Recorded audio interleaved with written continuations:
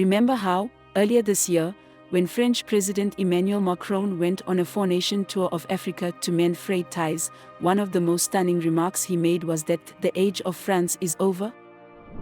And now, just a few months later, his prophecies are coming true, perhaps not in the way he imagined, but the end of Francafrique, the name used to designate France's prolonged colonial presence in Africa, is here. The term Francafrique was first coined in 1955 by the first president of Ivory Coast, Félix Houphouët-Boigny, to describe Africa's close ties with France. Unlike other colonial powers that reduced their presence in Africa after independence, France continued to maintain its presence on the continent through political, economic, and security connections in order to serve its interests. In fact, the actions of France over the years point towards the fact that they saw their former colonies as their backyard. The colonial pact signed between France and Francophone Africa ensured France's continued relations with these nations. Even though some French presidents have tried to change their policy towards Africa from being controlling, old habits die hard, especially when it comes to protecting French interests, which revolve around energy and raw materials that can only be found and gotten with ease from Africa. They do this by influencing African internal affairs and ensuring that African leaders who are corrupt but will serve their interests will remain in power. For example, during the 2009 presidential election in Gabon, France allowed Oli Ben Bongo to defraud the electorate, ensuring that he won the election and giving the same support that they gave to his oil wealth plundering, anti-democratic father, Omar. This is just one example of how France has influenced corrupt African leaders. In exchange for military support against coup attempts and huge kickbacks, these African leaders offered French firms access to critical resources such as diamonds, ores, uranium, gas, and oil. As a result, France has a strong presence on the continent, with 1,100 firms, almost 2,100 subsidiaries, and the third largest investment portfolio behind the United Kingdom and the United States. Also, under the guise of fighting terrorism, France built a considerable military presence in Africa, most especially in the Sahel region. But take, for instance, the so-called Operation Barkhane, a French-led military counter-terrorism campaign that began in 2013 in Mali. For 9 years, France, with all its military prowess and high-grade equipment, could not end the insurgency problem, yet they continued to stay and keep the base in Mali. Doesn't this mean that their military presence could just be another way for France to protect its interests in the Sahel region? The fact is that France's continued presence and influence in Francophone countries has not done much to address the problems of the people, including violence, poverty, a lack of economic opportunities, poor education systems, and poor infrastructure. Ironically, these former French colonies are the poorest countries even by African standards, yet they are the richest in terms of natural resources. So, should it come as a surprise to France that anti-French sentiments have spread so wide and fast in recent times all over Africa? For the past few years, anti-French sentiment has been building, and it has grown so much that a wave of coups began to spread across Africa. First, it was Mali in 2020 when Assimi Goïta, the current president of the country, took power. Of course, France and the region's bloc condemned the coup, yet the military junta refused to budge. The whole situation ended with Mali ending the military and defense agreement they had with France and ordering all French troops to leave the country. It didn't end there. The French ambassador to Mali was ordered to leave, French media was suspended, and the French language is no longer the official language in Mali. The coup in Mali seemed to become a standard for all the other coups that followed. In Burkina Faso, the military junta also sent the French packing.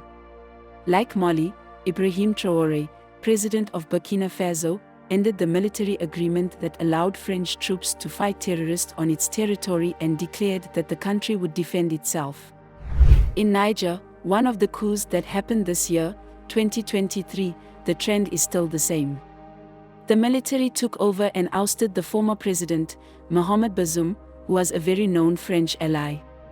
Just like in Mali and Burkina Faso, the military junta has refused to budge despite sanctions and threats of war. He has also ordered the departure of the French ambassador from Niger.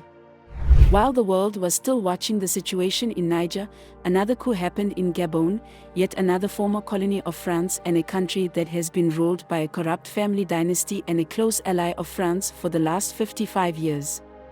The military took over just after Gabon's president, Ali Bongo Ondimba, was re-elected. Bongo and his father had ruled the country for 55 years, amassing vast wealth through corruption. As usual, France has not hesitated to make its displeasure known. According to French government spokesman Olivier Véran, France condemns the military coup that is underway in Gabon and is closely monitoring developments in the country, and France reaffirms its wish that the outcome of the election, once known, be respected.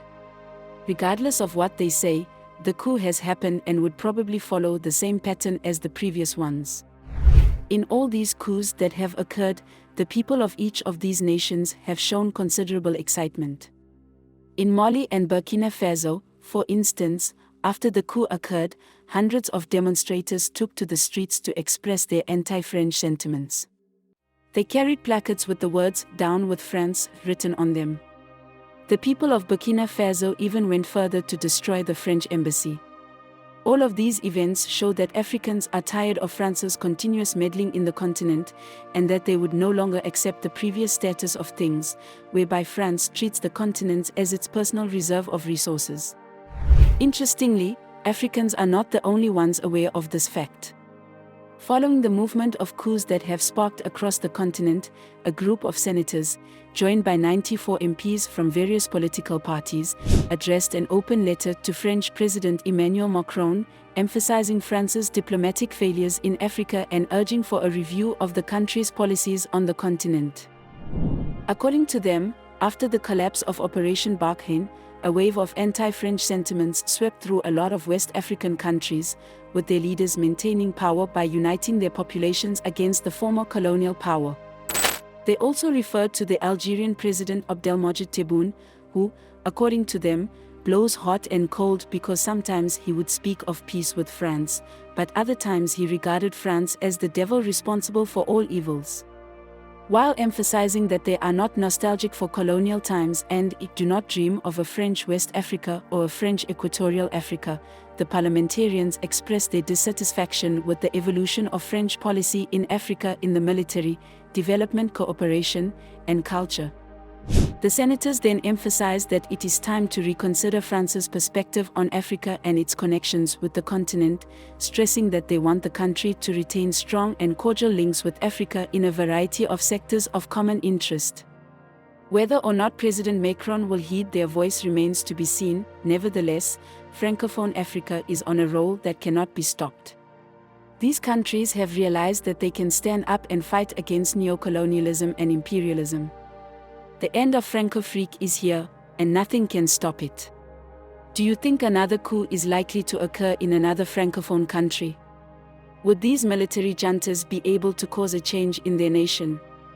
Can Francophone Africa completely break free from its former colonial master?